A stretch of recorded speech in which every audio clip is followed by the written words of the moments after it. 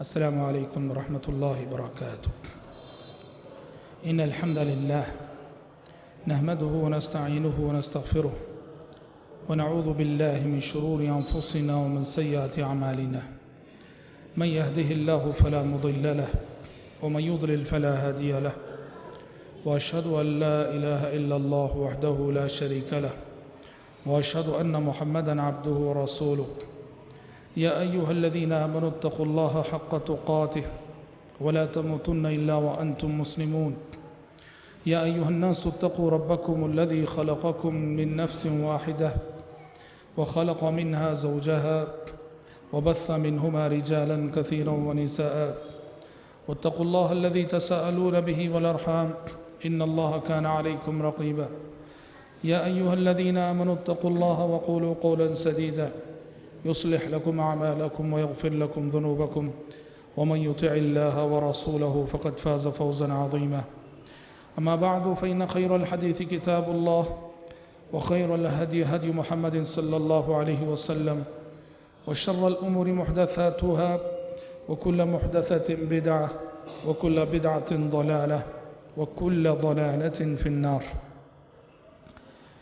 اللہ تعالیٰ کا بے انتہا شکر و احسان ہے جس کی توفیق سے دروس سیرت کا یہ مبارک سلسلہ الحمدللہ کامیابی کے ساتھ آگے بڑھ رہا ہے.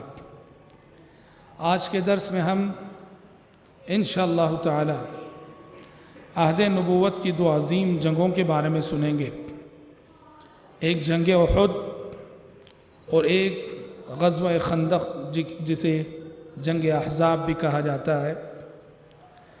غزوہ احد جو سن 3 ہجری میں پیش آیا، یہ غزوہ یعنی ہجرت کے بعد تیسرے سال.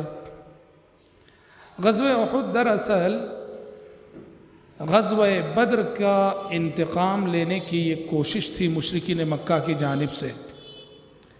غزوہ بدر میں جو شکست ہوئی تھی مشرکین کو، جو ہار لاحق ہوئی تھی مشرکین کو، تو مشرکین نے مسلمانوں سے اس ہار کا بدلہ لینا چاہا، انتقام لینا چاہا، اور اسی مقصد سے سن 3 ہجری میں 3000 کی تعداد میں مشرکین کی فوج مدینے پر حملہ آور ہوئی، اور پیارے نبی کو آپ کے جاسوسوں نے خبر دی تھی کہ مشرکین 3000 کی تعداد میں تیار ہو کر مدینے پر حملہ کرنے کے لیے نکل چکے ہیں. پیارے نبی نے مشورہ کیا کہ مشورہ اس بات پہ کہ مدینے کے اندر رہ کر اس فوج کا مقابلہ کیا جائے یا مدینے کے باہر نکل کر اس فوج کا مقابلہ کیا جائے. جو بڑے بزرگ تھے ان کی رائے یہ تھی کہ مدینے کے اندر رہ کر مقابلہ کریں گے، لیکن جتنے نوجوان صحابہ تھے، نوجوان صحابہ کی رائے یہ تھی کہ نہیں اللہ کے نبی، ہم مدینے سے باہر نکل کر مقابلہ کریں گے. اور جنگ میں چونکہ نوجوان زیادہ کام آتے ہیں، اس لیے پیارے نبی نے ان کی رائے اور ان کے مشورے کو اہمیت دی اور یہ طے کیا کہ مدینے سے باہر نکل کے مقابلہ کریں گے. اور تقریباً آپ 1000 صحابہ کو ساتھ لے کر، 1000 کی تعداد، 1000 کی فوج لے کر آپ صلی اللہ علیہ وسلم مدینے سے نکلے، جبکہ مشرکین 3000 تھے. ابھی آپ آدھا راستہ ہی طے کیے تھے کہ رئیس المنافقین عبداللہ بن ابی بن سلول نے بہت بڑا دھوکہ کیا، اور اس نے 300 اپنے ساتھیوں کو لے کر وہ پیچھے لوٹ گیا. اس نے یہ کہا کہ نبی کریم صلی اللہ علیہ وسلم کو یہ الزام دیا کہ آپ نے میرے مشورے کو اہمیت نہیں دی. میں نے کہا تھا کہ مدینے کے اندر رہ کر لڑیں گے، اور آپ نے میرے سامنے نوجوانوں کے مشورے کو، بچوں کے مشورے کو اہمیت دی، اور آپ مدینے سے باہر جا رہے ہیں. 300 ساتھیوں کو لے کر لوٹ گیا. غور کرنے کی بات ہے، پہلے ہی سے 3000 کے مقابلے میں مسلمان 1000، اور اب مسلمان صرف 700 ہو گئے. پیارے نبی صلی اللہ علیہ وسلم مدینے سے باہر نکل کے احد پہاڑ کے پاس پہنچے. وہاں آپ صلی اللہ علیہ وسلم نے اس طرح قیام کیا کہ مسلم فوج کی پیٹھ احد پہاڑ کی سمت تھی، پیچھے احد پہاڑ تھا اور سامنے دشمن تھا.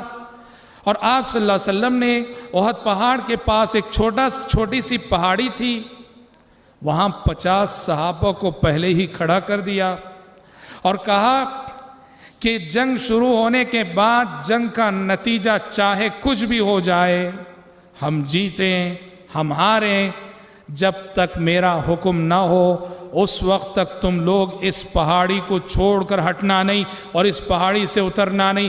50 صحابہ کو عبداللہ بن جبیر کی قیادت میں پیارے نبی نے اس پہ کھڑا کر دیا اور اس پہاڑی کا نام ہی جبل رومات.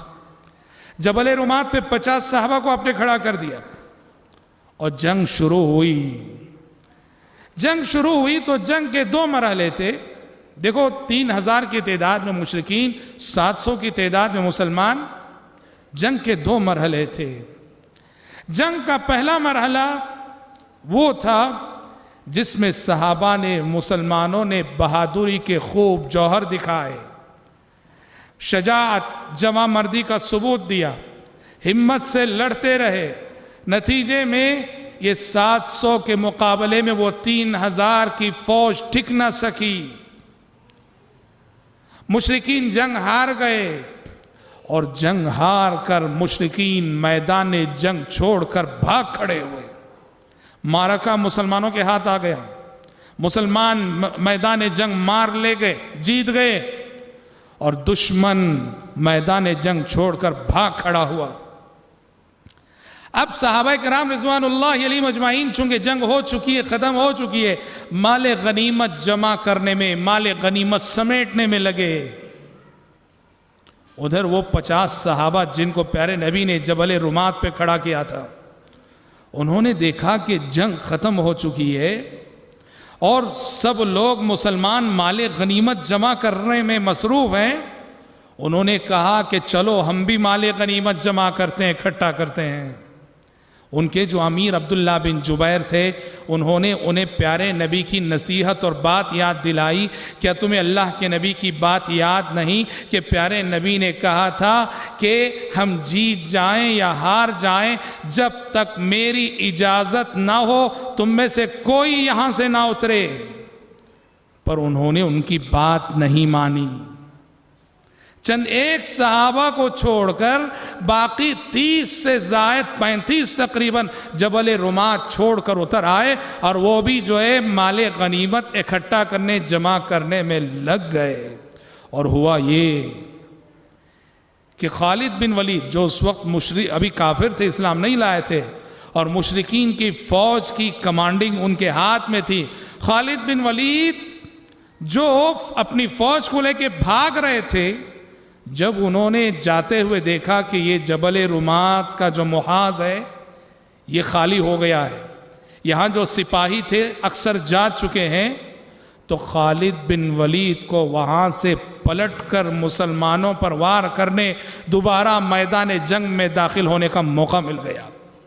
انہوں نے پہلے تو جو صحابہ جبل رومات پہ باقی رہ گئے تھے عبداللہ بن جبیر کی قیادت میں، ان کو شہید کیا اور ان کو شہید کرنے کے بعد اس سمت سے داخل ہو گئے میدان جنگ میں اور مسلمان مال غنیمت جمع کرنے میں لگے ہیں. مشرکین کی فوج پیچھے سے مسلمانوں پہ ٹوٹ پڑی اور اس کے بعد لڑائی کا جو نقشہ ہوا مت پوچھئے. جیتی ہوئی بازی مسلمانوں کے ہاتھ سے نکل گئی، جیتی ہوئی جنگ مسلمانوں کے ہاتھ سے جاتی رہی. لڑائی نے ایسی کروٹ لی، جو فتح مسلمانوں کے ہاتھ میں آ چکی تھی وہ فتح مسلمانوں کے ہاتھ سے نکل چکی. اللہ اکبر. اور تو اور ایسے نازک حالات لڑائی میں آ گئے کہ نعوذ باللہ مشرکین مکہ نے پیارے نبی کو خاص ٹارگٹ کرنا شروع کر دیا. پیارے نبی پر تیر چرائے جانے لگے کہ کسی طرح نعوذ باللہ آپ کو شہید کر دیا جائے، آپ شہید ہو جائیں گے، مسلمانوں کے حوصلے پست ہو جائیں گے اور لڑائی ہمیشہ کے لیے ختم ہو جائے گی. اور اس حوالے سے پیارے نبی صلی اللہ علیہ وسلم کو جب مشرکین نے ٹارگٹ بنا لیا تھا، طلحہ بن عبید اللہ نے، سعد بن ابی وقاص نے، حتیٰ کہ عورتیں میدان جنگ میں اتر پڑیں۔ ام عمارہ جو زخمیوں کو پانی پلا رہی تھی رضی اللہ عنہ و ارضاہا، پانی کا مٹکا پھینک کر تلوار لے کر میدان جنگ میں اتر پڑیں، اور طلحہ بن عبید اللہ پیارے نبی کے سامنے کھڑے ہو گئے اور پیارے نبی پر آنے والے ایک ایک تیر کو اپنے ہاتھ میں لینے لگے، یہاں تک کہ غزوہ احد کے دن صحابی رسول طلحہ بن عبید اللہ رضی اللہ عنہ کا ہاتھ شل ہو گیا پوری طرح سے۔ اور حضرات ہوا یہ، پیارے نبی صلوات اللہ وسلام علیہ، آپ کا سر مبارک زخمی ہو گیا، آپ کا سر پھٹ گیا، آپ کے دندان مبارک شہید ہو گئے، یہاں تک کہ فوج میں یہ افواہ مشہور ہو گئی کہ پیارے نبی نعوذ باللہ شہید ہو چکے ہیں، آپ شہید کر دیے گئے۔ بڑا افراتفری کا ماحول ہو گیا، اور یوں کہیے کہ جیتی ہوئی بازی مسلمانوں کے ہاتھ سے نکل گئی۔ حضرات کیا سبب ہے؟ جیتی ہوئی بازی کیوں ہارے مسلمان؟ جو فتح ہاتھ میں آ چکی تھی فتح نکلی کیوں؟ حکم رسول کی مخالفت، ایک حکم رسول کی مخالفت، پیارے نبی کے ایک فرمان کی مخالفت، آپ کی ایک تعلیم کی مخالفت۔ آپ نے ان 50 صحابہ سے فرمایا تھا کہ جب تک میری اجازت نہ ہو، میرا حکم نہ ہو، یہاں سے اترنا نہیں۔ یہاں چوک ہو گئی، یہاں بھول ہو گئی، اس ایک حکم رسول کی مخالفت کی وجہ سے وہ اتر گئے بنا اجازت کے، اور جیتی ہوئی بازی مسلمان ہار گئے۔ پتہ چلا غزوہ احد نے یہ سبق سکھایا، یہ سبق پڑھایا مسلمانوں کو کہ پیارے نبی کے احکامات، پیارے نبی کی تعلیمات، پیارے نبی کی احادیث اور پیارے نبی کے فرامین کو ٹھکرانے کا انجام بہت برا ہوتا ہے۔ صرف ایک حکم کو ٹھکرانے کا نتیجہ یہ نکلا، جیتی ہوئی بازی ہاتھ سے نکل گئی۔ جو لوگ صبح سے شام تک احکام رسول کی مخالفت کرتے ہوں، احادیث رسول کو ٹھکراتے ہوں، جن کی عبادتیں احادیث رسول کے خلاف ہوں، جن کے معاملات، جن کے اخلاق نبی کے اسوے کے خلاف ہوں، سوچو کہ یہ مخالفتیں زندگی کے مختلف اسٹیجوں پر ہمیں کس قدر ناکام نہیں کرتی ہوں گی۔ اور حضرات وہیں ایک بات یہ بھی معلوم ہوتی ہے، پیارے نبی کی جنگی بصیرت کا بھی پتہ چلتا ہے۔ پیارے نبی کی کتنی دور اندیشی تھی اور کیسی جنگی بصیرت آپ رکھتے تھے۔ جنگ شروع ہونے سے پہلے اس پہاڑی کی اہمیت کو کیسے آپ نے پہچانا، یہ کتنی اہم پہاڑی ہے کہ آپ نے کہا تھا کہ یہ ایک ایسا محاذ ہے کہ اگر اس محاذ پہ ہمارا قبضہ اور کنٹرول رہے گا، بازی ہمارے ہاتھ میں رہے گی، اور اگر اس محاذ سے ہم ہٹیں گے بازی ہمارے ہاتھ سے نکل جائے گی۔ پیارے نبی کی جنگی بصیرت پہ روشنی پڑتی ہے۔ آپ ایک کامیاب فوجی جرنیل تھے، آپ ایک کامیاب فوجی مدبر تھے، آپ کی پلاننگ، آپ کی منصوبہ بندی اور جنگی معاملات میں آپ کی مہارت کا ثبوت ہے، جو آپ نے اس پہاڑی پہ 50 صحابہ کو کھڑا کیا تھا اور انہیں یہ آرڈر دیا تھا کہ جب تک میری اجازت نہ ہو وہاں سے اترنا نہیں۔ کیسے آپ نے اس جگہ کی اہمیت کو جانا اور کیسے آپ نے اس جگہ کی اہمیت کو پہچانا۔ اللہ اکبر، 70 صحابہ شہید ہو گئے، 70 صحابہ شہید ہو گئے، اور یہ وہی تعداد تھی کہ غزوہ بدر میں 70 کافر مارے گئے تھے۔ قرآن مجید کہتا ہے وَتِلْكَ الْأَيَّامُ نُدَاوِلُهَا بَيْنَ النَّاسِ، کل اگر ان کو زخم لگے تھے آج تم کو زخم لگ رہے ہیں۔ زندگی اسی کا نام ہے، زندگی اسی کا نام ہے۔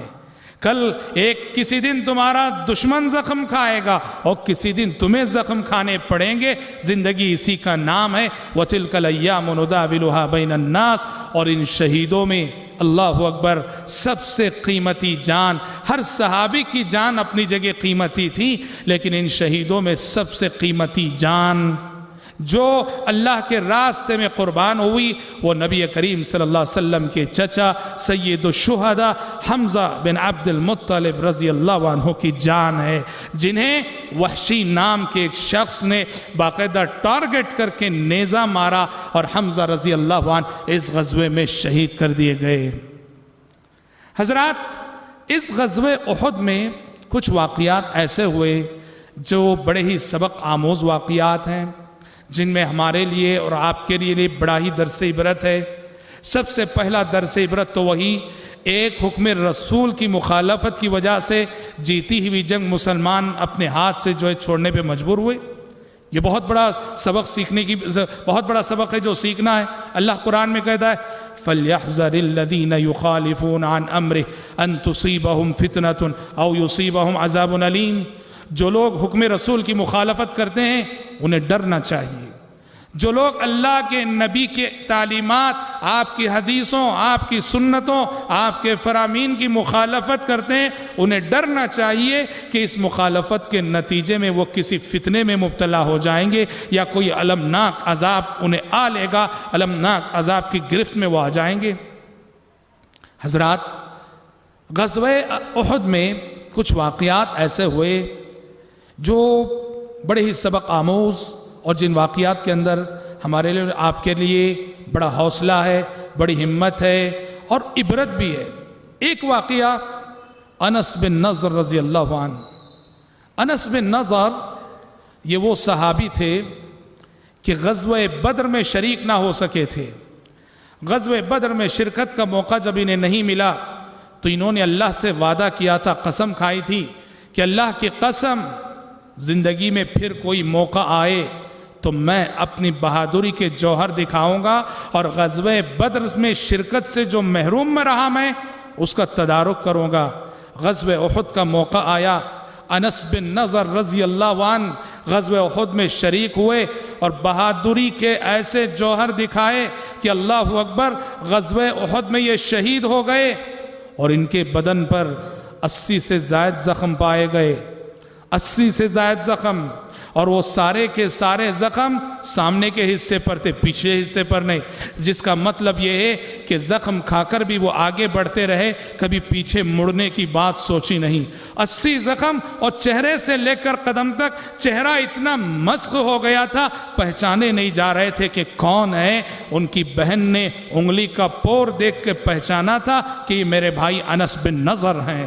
انہی کے بارے میں اللہ تعالیٰ نے وہ آیت نازل کی، من المؤمنین رجال صدقوا ما عاهدوا الله علیہ فمنهم من قضى نحبه ومنهم من ينتظر وما بدلوا تبدیلا۔ کچھ اللہ کے بندے ایسے ہیں، کچھ اللہ کے بندے ایسے ہیں کہ اللہ سے کیے ہوئے وعدے کو انہوں نے پورا کر دکھایا۔ کچھ تو ایسے ہیں جو اپنا وعدہ پورا کر چکے اور کچھ ہیں جو انتظار میں ہیں، موقع کی تاک میں ہیں، موقع کی تلاش میں ہیں کہ کب موقع آئے اور ہم اللہ کے راستے میں بہادری کے جوہر دکھائیں۔ وما بدلوا تبدیلا، اور انہوں نے اللہ کے عہد و پیمان اور اللہ کے وعدے میں کسی قسم کی تبدیلی نہ کی۔ یہ ایک واقعہ وہ بھی ہوا جو بڑا مشہور واقعہ ہے۔ جب غزوہ ختم ہوا، جنگ ختم ہوئی، پیارے نبی نے دیکھا کہ حنظلہ بن ابی عامر کو فرشتے غسل دے رہے ہیں۔ پیارے نبی نے پوچھا یہ کیا بات ہے، ماجرا کیا ہے؟ اس حنظلہ کو شہداء بہت ہیں، ان شہیدوں میں حنظلہ کو ملائکہ اور فرشتے خاص غسل کیوں دے رہے ہیں؟ گھر میں پوچھنے پر پتہ چلا کہ ابھی شادی ہوئی تھی، اللہ اکبر، ابھی شادی ہوئی تھی، انہوں نے دلہن سے تعلقات قائم کیے تھے اور اعلان سنا تھا، نبی کے منادی نے اعلان کیا تھا کہ جنگ کے لیے چل پڑو، غسل کرنے کا موقع بھی نہیں ملا تھا، اسی حالت میں جنگ میں شریک ہوئے تھے اور جام شہادت نوش کر گئے تھے۔ اللہ اکبر، اپنی جنسی جذبات کی قربانی دینے والا یہ نیا دولہا رب العالمین کے نزدیک اس کی قربانی یوں مقبول ہوئی کہ رب العالمین نے آسمانوں سے فرشتے اتارے کہ اس حنظلہ کو، اس نوشو کو، اس دلہے کو جو اپنی نئی نویلی دلہن کو چھوڑ کر جس نے میدان جنگ کا رخ کیا، جسے غسل کرنے کی فرصت نہ ملی، اے میرے ملائکہ جاؤ اسے غسل دے آؤ۔ اللہ کے ملائکہ انہیں غسل دے رہے تھے اور اسی لیے انہیں لقب ملا غسیل الملائکہ۔ غسیل الملائکہ، وہ شخصیت اور وہ ہستی جسے اللہ کے فرشتے اور اللہ کے ملائکہ نے غسل دیا۔ حضرات، غزوہ احد کے واقعات میں سے ایک سبق آموز واقعہ یہ بھی تھا، صحابی جب جنگ چل رہی تھی، ایک طرف مشرکین تھے ایک طرف مسلمان تھے، صحابی رسول حذیفہ بن یمان رضی اللہ عنہ وارضاہ، ان کے والد جنگ میں شریک ہونے کے لیے آئے، ذرا تاخیر سے آئے، ذرا دیر سے آئے، اور آتے ہوئے انہوں نے راستے کا انتخاب غلط کیا۔ اس راستے سے آئے جو راستہ انہیں مشرکین کی فوج کے قریب کر دیا تھا۔ اب وہ وہاں سے ہوتے ہوئے مسلمانوں کی فوج کی طرف بڑھ رہے تھے، مسلمانوں کی فوج میں شامل ہونے کے شریک ہونے۔ کون؟ حضرت حذیفہ بن یمان کے والد یمان، جو مومن ہیں، سچے مسلمان ہیں، صادق الایمان ہیں، جنگ میں شریک ہونے کے لیے آ رہے ہیں، بس راستے کا انتخاب غلط کیا کہ جس سمت مشرکین کھڑے ہوئے تھے اس سمت سے آ رہے تھے فوج میں شامل ہونے کے لیے۔ اور لڑائی کا موقع آپ جانتے ہیں، شور ہوتا ہے، ہنگامہ ہوتا ہے، آواز ہوتی ہے، غبار ہوتی ہے، دھول ہوتی ہے۔ حذیفہ کے والد ادھر سے آ رہے ہیں فوج میں شامل ہونے کے لیے۔ دیکھنے والے صحابہ کو یوں لگا کہ ادھر سے جب آ رہے ہیں یعنی کوئی کافر آ رہا ہے، کوئی مشرک آ رہا ہے مسلمانوں سے لڑنے کے لیے۔ چند صحابہ آگے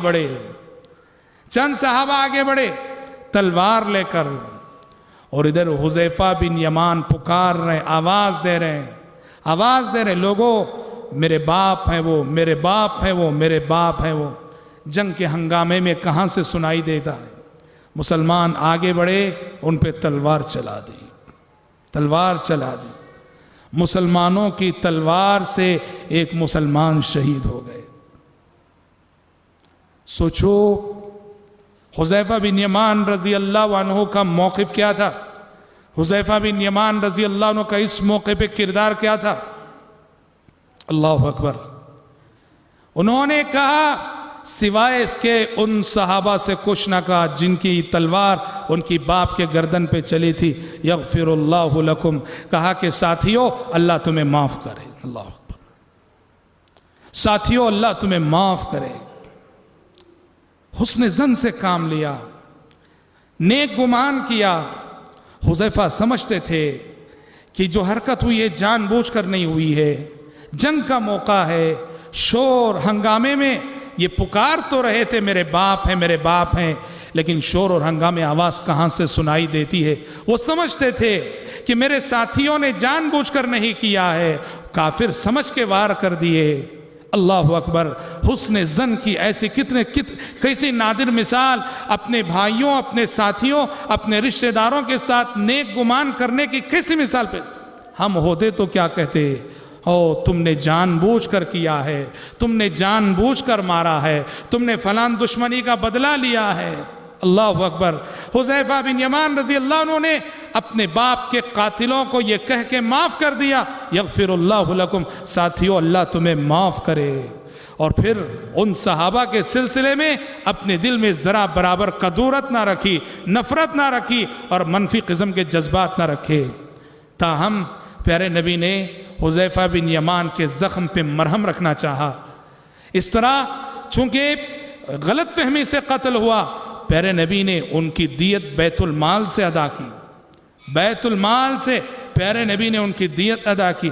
اور عہد نبوت میں ایک جان کی دیت 100 اونٹوں کی شکل میں دی جاتی تھی۔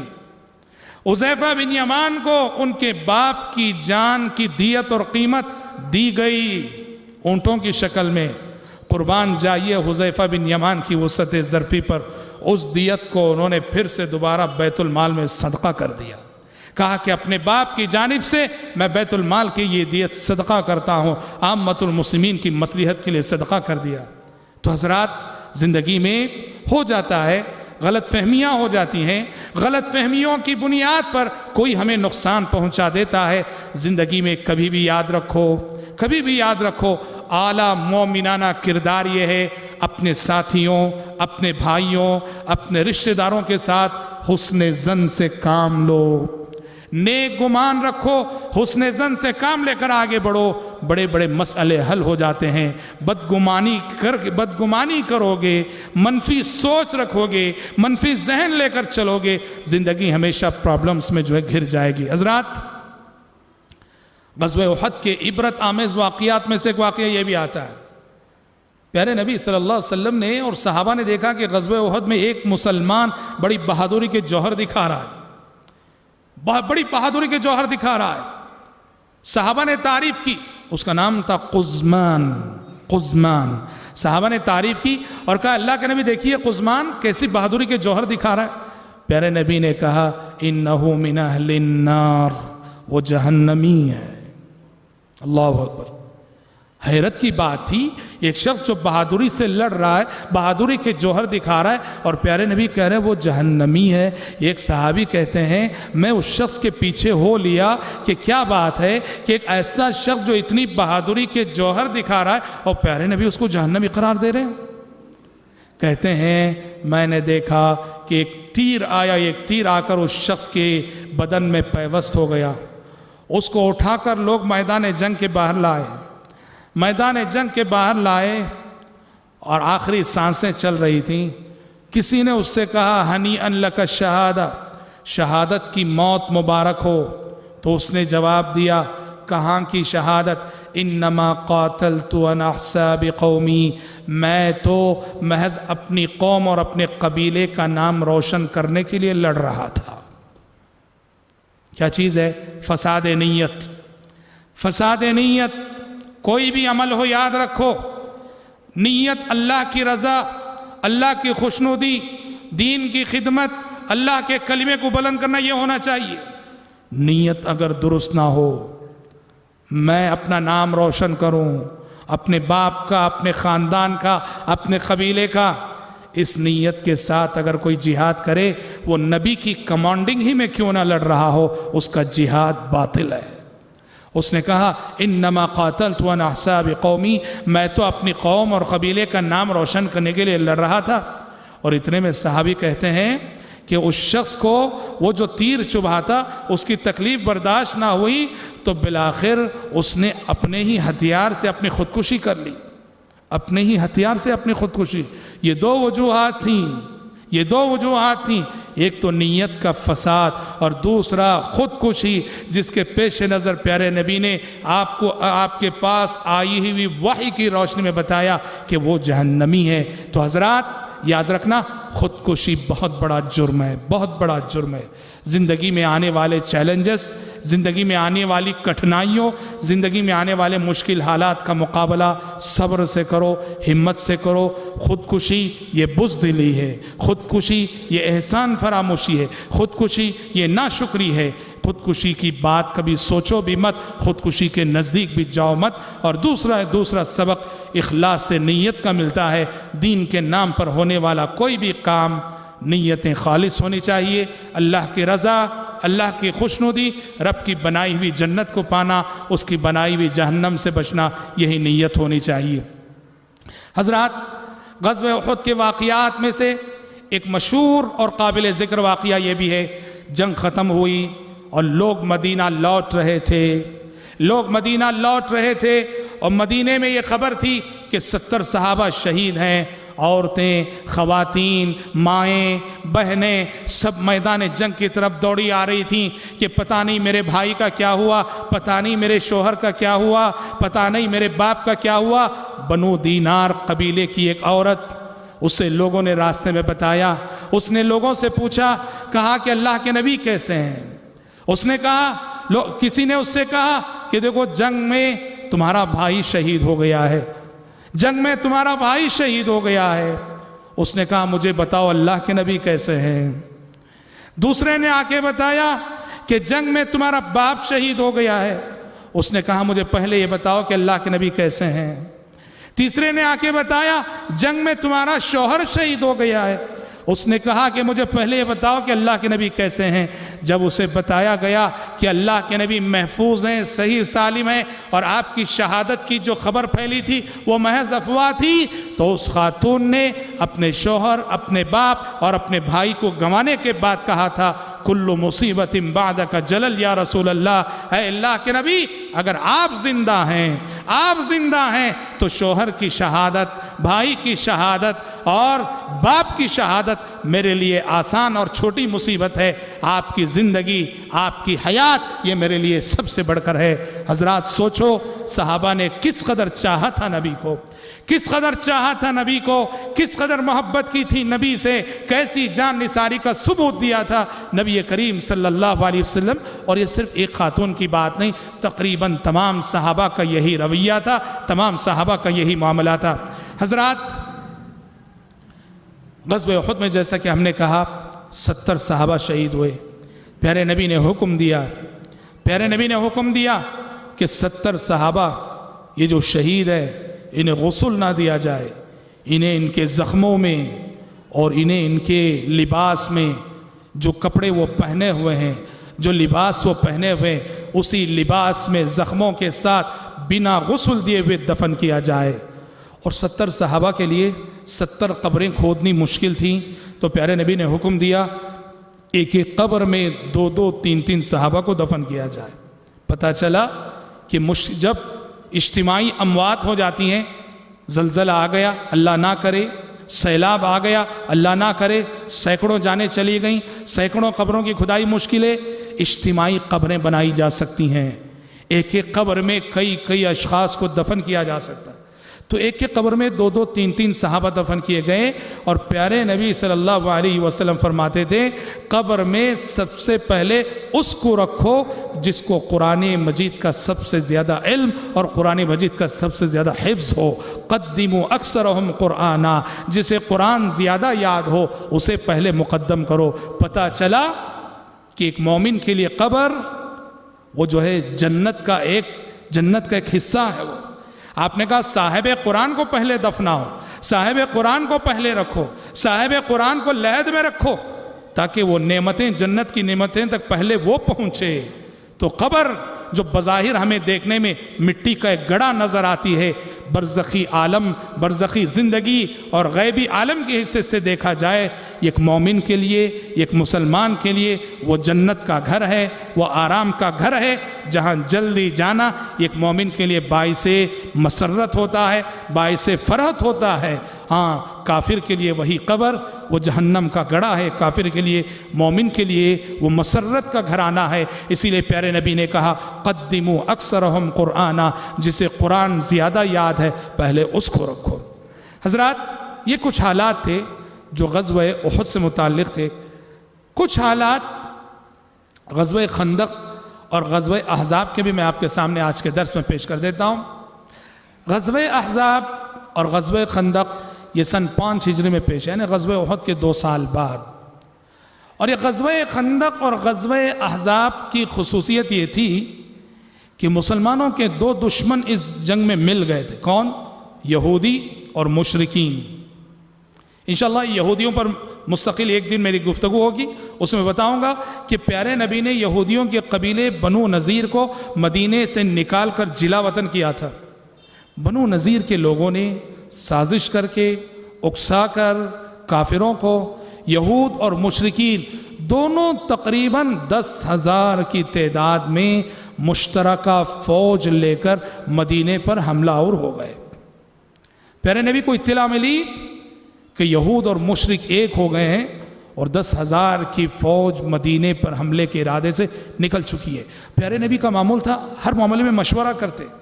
देखो याद रखो, किसी भी इज्तिमाई मामले में मशवरा बहुत ज़रूरी होता है। प्यारे नबी के पास आसमान से वही आती थी, आपको मशवरे की ज़रूरत ना थी, फिर भी आप मशवरा करते थे, इसलिए कि अल्लाह का हुक्म था वशाविरहुम फिल अम्र। मशवरे में कोई ऐसी बात आ जाती है जिससे अल्लाह ताला सबको फ़ायदा पहुँचा देता है। आपने सहाबा से मशवरा किया, 10,000 की फ़ौज आ रही, क्या किया जाए? कई मशवरे आए।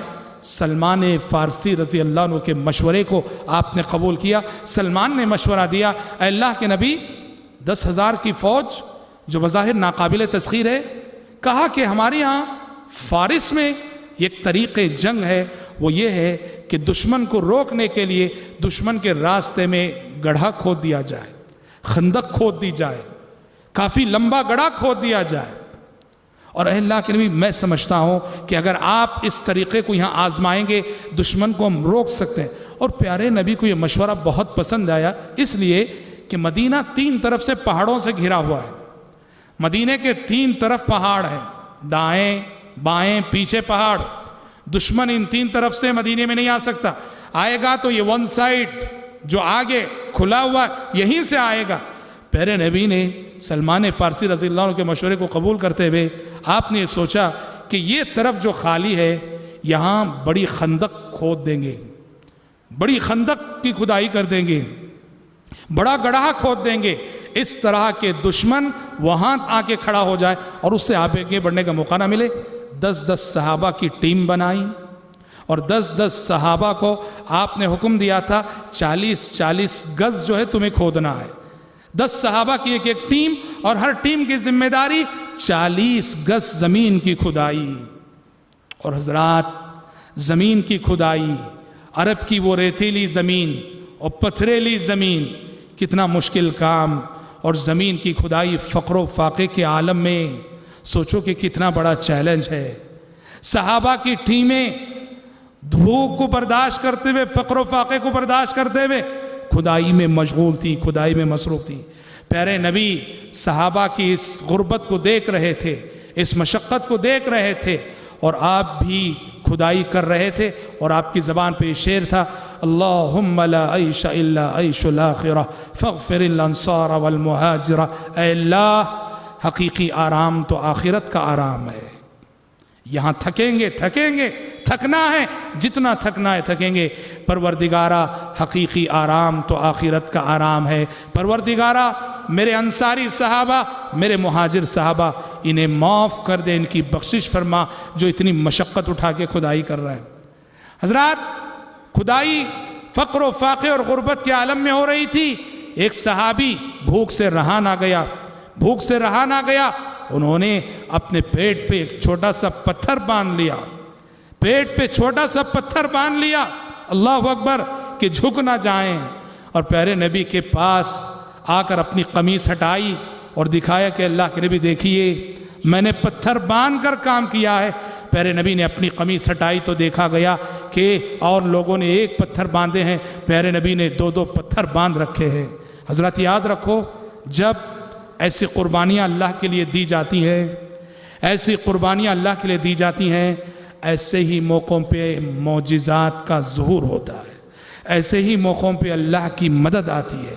جب اللہ کے لیے بندہ اتنا کرے اللہ اکبر کہ دیکھنے والوں کو رحم آ جائے، دیکھنے والوں کو ترس آ جائے، تو اللہ رب العالمین کی قدرت جوش ہے اور رب العالمین اپنی قدرت کے کرشمے دکھاتا ہے۔ چنانچہ اس موقع سے کیا ہوا، 2-3 ایسے واقعات ہوئے۔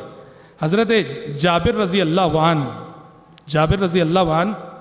انہوں نے دیکھا پیارے نبی کی بھوک سے حالت خراب ہے، سیدھے مدینے اندر گئے، اپنی بیوی سے کہا کہ دیکھو پیارے نبی کی بھوک سے حالت خراب ہے، گھر میں کچھ ہے۔ بیوی نے کہا کہ چند افراد کا کھانا ہے، چند افراد کا، جاؤ اللہ کے نبی کو لے آؤ۔ آپ جابر گئے، پیارے نبی سے آہستہ سے کان میں کہا کہ اللہ کے نبی چلے آئیے، میرے گھر چلے آئیے، میں نے آپ کے لیے ضیافت کا اہتمام کیا ہے۔ اور یہ کہنا تھا کہ پیارے نبی نے صحابہ میں اعلان عام کر دیا، کہا کہ لوگوں، جابر نے تم سب کو دعوت دیے، ضیافت کا اہتمام کیا ہے، سب جابر کے گھر کا رخ کرو۔ جابر رضی اللہ عنہ بہت پریشان ہوئے، بہت شرمندگی کی بات ہے، گھر میں چند افراد کا کھانا ہے اور یہاں سینکڑوں میں اعلان ہو گیا ہے کہ جابر کے گھر ضیافت کا اہتمام ہے۔ جابر نادم یعنی پریشان ہو کر، شرمندے ہو کر اپنے گھر گئے، بیوی سے عرض کیا میں نے بلایا صرف اللہ کے نبی کو تھا، اللہ کے نبی نے اعلان عام کر دیا ہے۔ بیوی سمجھدار تھی، کہا کہ اگر اللہ کے نبی نے اعلان کیا ہے تو ہمیں ڈرنے کی اور پریشان ہونے کی ضرورت نہیں، اللہ تبارک و تعالیٰ انتظام کرے۔ پیارے نبی تشریف لائے اور جابر کی پریشانی دیکھی، کہا جابر پریشان نہ ہونا، کہا ہانڈی کہاں ہے، ہانڈی کہاں ہے جس میں غذا ہے؟ ہانڈی دکھائی گئی، آپ نے اس ہانڈی میں خیر و برکت کی دعا کی، خیر و برکت کی دعا کی اور اپنے صحابہ سے کہا باری باری ایک ایک گروپ آئے اور کھاتا ہوا جائے. اللہ اکبر. سینکڑوں کی تعداد میں صحابہ باری باری آتے گئے, کھاتے گئے, اور سب کے کھانے کے باوجود جابر کے برتن میں کھانا جیسا کا ویسا بچا رہا. کل کے درس میں نے آپ کو بتایا کہ عہد نبوت میں بے شمار مرتبے ایسا ہوا ہے. اللہ کی مدد اس شکل میں آئی ہے. وقت پڑنے پر کھانا زیاد ہو گیا, وقت پڑنے پر پانی زیاد ہو گیا, وقت پڑنے پر دودھ میں برکت آ گئی. اس میں سے ایک موقع ہے خندق کی کھدائی کے موقع پر ایک واقعہ یہ بھی پیش آیا. ایک چٹان آ گئی, ایک چٹان, صحابہ کھدائی کر رہے ہیں, ایک چٹان آ گئی جو کسی سے پھوڑی نہیں جا رہی, پھوٹ نہیں رہی ہے. صحابہ اللہ کے نبی کے پاس آئے, آ کے کہا کہ اللہ کے نبی چٹان آ گئی ہے, پھوٹ نہیں رہی ہے. پیارے نبی تشریف لے گئے, آپ نے کدال اپنے ہاتھ میں لی اور اس چٹان پہ ایک ضرب لگائی. چٹان کے ٹکڑے ہوئے اور ایک روشنی نکلی. پیارے نبی نے کہا شام فتح ہونے والا ہے. اس روشنی کے ساتھ ہی آپ نے کہا سرزمین شام, ملک شام فتح ہونے والا ہے, میری امت شام کو فتح کرے گی. پھر آپ نے دوسری ضرب لگائی, چٹان کے اور ٹکڑے ہوئے, ایک اور روشنی نکلی. آپ نے کہا فارس فتح ہونے والا ہے, میری امت عنقریب ایران کو فتح کرنے والی ہے. پھر آپ نے ایک اور ضرب لگائی, چٹان کے اور ٹکڑے ہوئے, روشنی نکلی, نور نکلا. پیارے نبی نے کہا یمن فتح ہونے والا ہے, میری امت یمن کو فتح کر کے رہے گی. حضرات دیکھو, مشکل اوقات میں, مشکل گھڑی میں, جہاں جان کے لالے پڑے ہیں, فقر و فاقہ ہے, دانے دانے کو ترسا جا رہا ہے, آسمان سے آنے والی وحی نبی کو روشن مستقبل کی بشارتیں سنا رہی تھیں. اور وہ بشارتیں نبی کریم صلی اللہ علیہ وسلم وحی الہی سے لے کر اپنے صحابہ کو سنا رہے تھے, ان کا حوصلہ بڑھانے کے لیے, انہیں ہمت دینے کے لیے, تاکہ وہ ان مصیبتوں کو, مشقتوں کو برداشت کرتے رہیں. بالآخر خندق تیار ہو گئی اور نبی کریم صلی اللہ علیہ وسلم صحابہ کو لے کر مدینے سے, کیونکہ خندق ذرا مدینے سے باہر کھودی گئی تھی, آ کر اس گڑھے کے کنارے سب بستہ کھڑے ہو گئے. مشرکین کی فوج آئی 10,000 کی تعداد میں, اور اس خندق کو دیکھ کر حیران اور ششدر رہ گئی. انہیں سمجھ میں نہیں آ رہا تھا کہ یہ کیا تدبیر اور کیا حیلہ اختیار کیا مسلمان. عرب کے لوگ اس طریقے جنگ سے ناواقف تھے. دشمن کی پیش رفت کو روکنے کے لیے خندق کی کھدائی کرنا عربوں کے تصور میں, یہ تو فارس سے آیا ہوا. سلمان جو فارس سے آئے تھے, انہوں نے وہاں کے کلچر کی روشنی میں مشورہ دیا تھا جس کو آپ نے اپنایا تھا. حیران رہ گئے مشرکین, حیران رہ گئے یہودی. اب گڑھے کے اس کنارے 10,000 کی فوج کھڑی ہے اور گڑھے کے اس پار مسلمان کھڑے ہیں. کچھ نہیں کر سک رہے, کچھ نہیں کر سک رہے. تھوڑی بہت تیر اندازی, ادھر سے کوئی تیر چلا, ادھر سے کوئی تیر چلا. اکا دکا صحابہ ذرا زخمی بھی ہوئے, ادھر سے جو تیر آئے سعد بن معاذ زخمی ہوئے. لیکن باقاعدہ جنگ کرنے کے لیے کوئی راستہ ہی نہیں ان کے پاس. ارے وہ تو آج یہ سمجھ کے آئے تھے 10,000 کی تعداد میں ہیں, آج مسلمانوں کو کچل کے جائیں گے, فیصلہ کو لڑائی لڑ کے جائیں گے. سارے خواب انہیں چکنا چور ہوتے نظر آئے. کھڑے ہوئے اسی حالت میں ایک بہت بڑا مسئلہ ہو گیا. مسئلہ کیا ہوا؟ سامنے 10,000 کی فوج, بیچ میں خندق, اور ادھر مسلمانوں کی فوج, پیچھے مدینہ. اب مدینے میں گھروں میں کون ہیں؟ مرد جتنے ہیں سب یہاں آ کے کھڑ گئے ہیں. گھروں میں عورتیں ہیں, بچے ہیں, بوڑھے ہیں. ایسے میں ایک واقعہ یہ ہو گیا, مدینے میں یہودیوں کا ایک قبیلہ رہتا تھا جس کا نام تھا بنو قریظہ. اور ہم آپ کو بتا چکے ہجرت مدینہ کے بعد کے پہلے درس میں کہ پیارے نبی نے مدینہ آنے کے بعد یہودیوں کے ساتھ معاہدہ کیا تھا, کمپرومائز کیا تھا کہ مدینہ تمہارا ہمارا دونوں کا شہر ہے, یہاں کی زندگی کو پیسفل بنائیں گے, اور جو بھی مدینے پر حملہ کرے ہم دونوں مل کر مقابلہ کریں. یہ معاہدہ تھا. ایک ایسے موقع پہ جب مسلمان 10,000 کے مقابلے میں کھڑے ہوئے تھے, پیچھے بنو قریظہ کے یہودیوں نے معاہدہ توڑ دیا, غداری کر دی مسلمانوں کے ساتھ. انہوں نے اعلان کر دیا کہ محمد کے ساتھ ہمارا جو عہد و پیمان تھا کہ ہم اور وہ ایک ہے, مدینے کو ہم دونوں مل کر دفاع کریں گے مدینے کا, ہم اس معاہدے کو توڑ دیتے ہیں، اب مسلمانوں کے ساتھ ہمارا کوئی عہد و پیمان نہیں۔ یہ وہ وقت تھا جو بڑا ہی نازک وقت تھا، بڑا ہی نازک وقت۔ مسلمان اگر یہ 10,000 کی فوج کے مقابلے میں کھڑے ہوتے ہیں، اب پیچھے یہودی گھروں پہ حملہ کر کے مسلمان عورتوں کو، بچوں کو اور بوڑھوں کو نقصان پہنچا سکتے ہیں، اور اگر مسلمان ان یہودیوں کا مقابلہ کرنے کے لیے پلٹتے ہیں تو یہ جو فوج آئی ہوئی ہے وہ کسی طرح خندق پھلان کر آنے کی کوشش کرے گی۔ بڑی کشمکش کا موقع تھا کہ ان سے نمٹا جائے یا ان سے نمٹا جائے۔ یوں کہیے کہ مسلمان چکی کے دو پاٹوں کے درمیان آ گئے تھے، آگے مشرک ہیں اور پیچھے بنو قریظہ کے یہودی ہیں، بیچ میں مسلمان ہیں، چکی کے دو پاٹ کے درمیان آ گئے تھے اور بس پسنا باقی تھا۔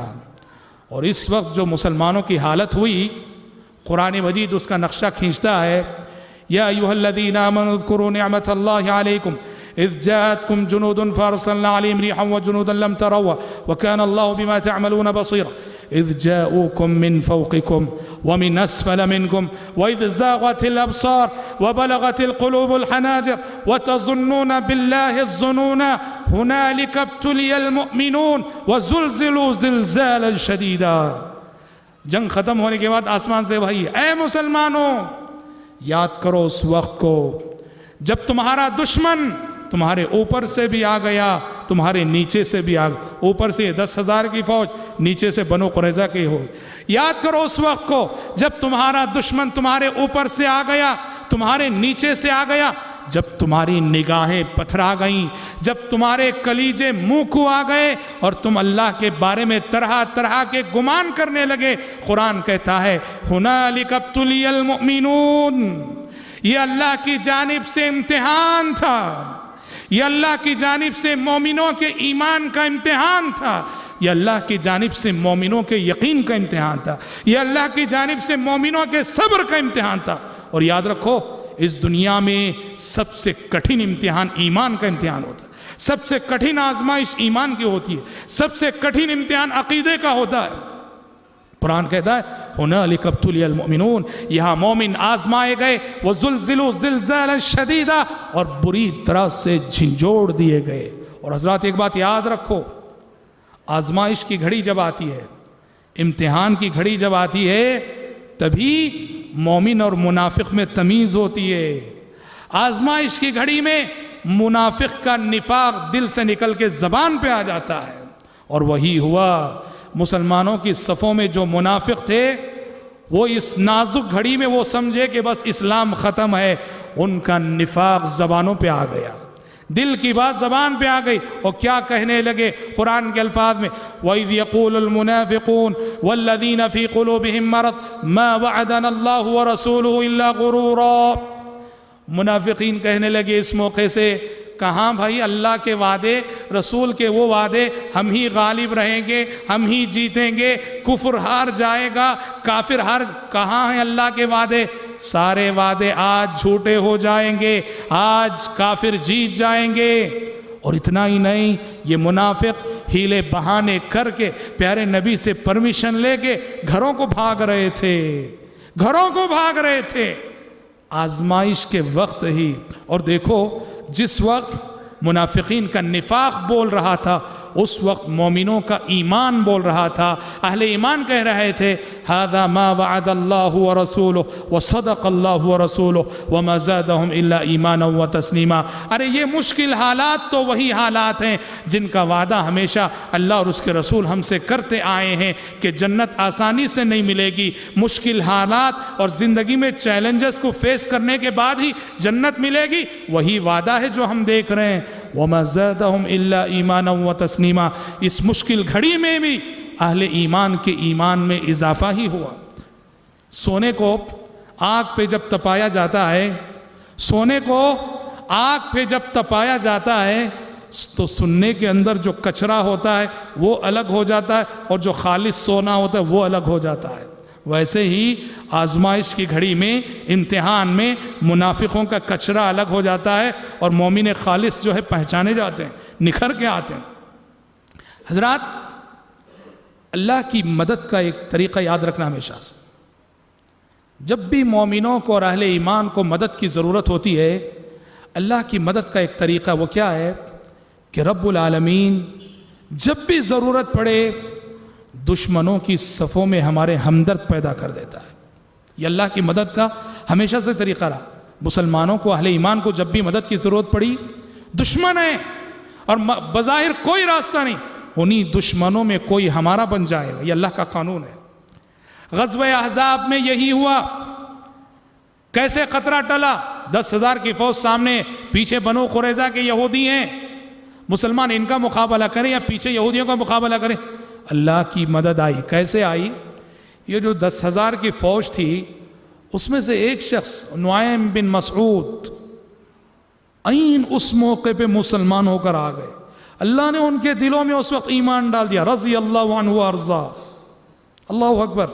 آئے ہیں مسلمانوں سے لڑنے کے لیے۔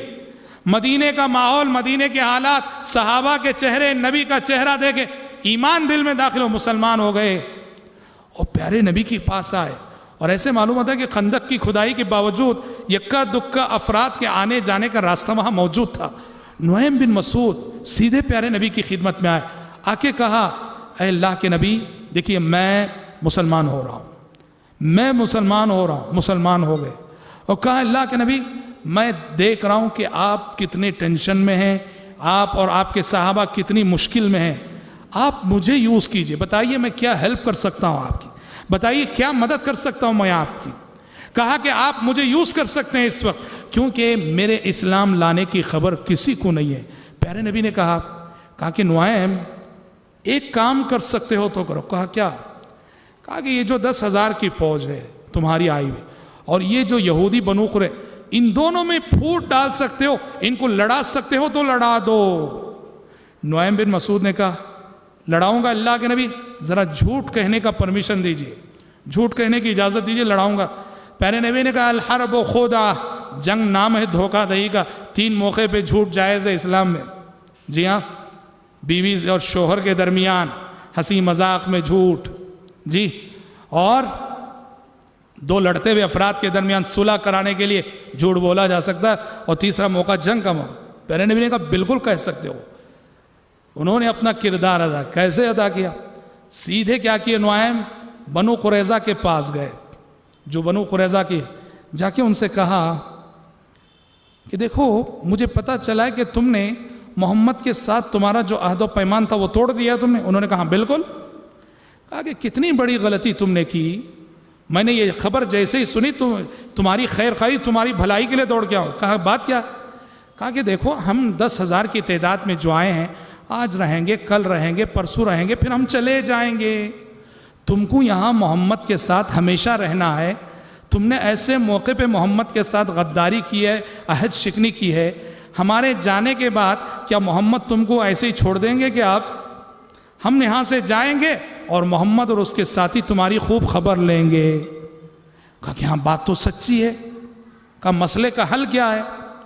نعیم بن مسعود نے کہا مسئلے کا حل یہ ہے کہ تم ہماری جو 10,000 کی فوج آئی ہے ان سے ڈیمانڈ کرو کہ تم لوگ 50 آدمی اپنے ہمارے پاس رہن رکھو، اس بات کی گارنٹی اور ضمانت کے طور پر کہ ہم کو بے یار و مددگار چھوڑ کر نہیں جاؤ گے، تمہارے 50 آدمی ہمارے پاس رہن میں رکھو، یہ ڈیمانڈ کرو۔ مشورہ دیا، مخلصانہ مشورہ نعیم بن مسعود رضی اللہ عنہ کا۔ کہا کہ ان سے ڈیمانڈ کرو کہ 50 آدمی تمہارے ایک گارنٹی کے طور پہ ہمارے پاس رکھو کہ کل کے روز ہم کو بے یار و مددگار چھوڑ کر نہیں جاؤ گے۔ بنو قریظہ نے بات تو بہت سچی ہے، مشورہ تمہارا بہت سچا ہے۔ یہ کہہ کے نعیم بن مسعود سیدھے وہاں گئے اپنی فوج کے پاس، 10,000 کی فوج۔ وہاں جا کے کہا کہ لوگوں، سردار سے، ابو سفیان ان کے کمانڈر تھے، اسے کہا ابھی پتہ چلا ہے مجھے باوثوق ذرائع سے کہ بنو قریظہ نے جو عہد شکنی کر دی تھی وہ اپنی عہد شکنی پہ نادم ہو چکے ہیں، پشیمان ہو چکے ہیں، شرمندہ ہو چکے ہیں، اور پھر سے محمد اور بنو قریظہ میں عہد و پیمان ہو گیا ہے۔ اندرونی طور پہ پھر سے بنو قریظہ کے یہودی اور محمد مل گئے ہیں اور معاہدہ اس شرط پہ طے پایا ہے کہ وہ ہمارے 50 آدمی لے کے محمد کے حوالے کر دیں گے. وہ ہمارے 50 آدمی لے کے محمد کے حوالے کر دیں گے. اس شرط پہ دونوں میں معاہدہ پھر سے ہو چکا ہے. اچھا ایسی بات ہے.